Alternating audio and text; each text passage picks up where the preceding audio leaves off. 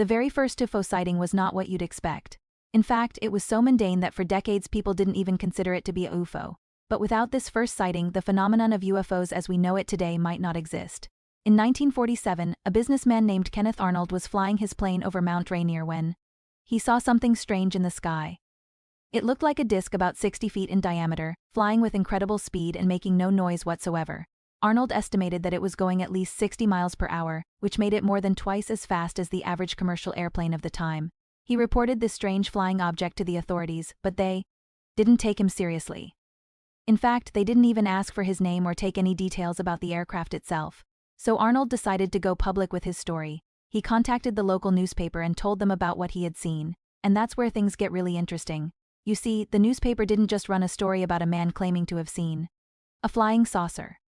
They also invited other pilots and plane enthusiasts to come forward and share their own stories of seeing similar objects in the sky. One man, Paul Hill, said that he had seen a disc-shaped object over Mount Hood just 2 weeks before Arnold's sighting. Another man, George Adams, claimed to have seen something similar while flying near San Francisco.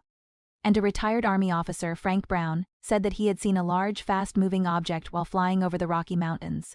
All of a sudden, newspapers across the country were running stories about these flying saucers. People were talking about them in the streets, and the U.S. government was getting worried. That's because one of the witnesses, a man named Donald Kehoe, was a retired major in the Marine Corps and a former head of the American Institute for Aeronautics and Astronautics. If anyone was going to take credit for starting the UFO craze of the 1950s, it was going to be him. So on June 25, 1947, the U.S. government held a press conference to address the issue. They invited reporters from around the country to come and hear what they had to say about these flying saucers. And what did they say?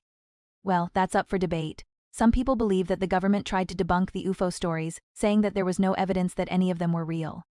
Others believe that the government was trying to cover up the truth about aliens, and that's why they haven't released any official statement on the matter.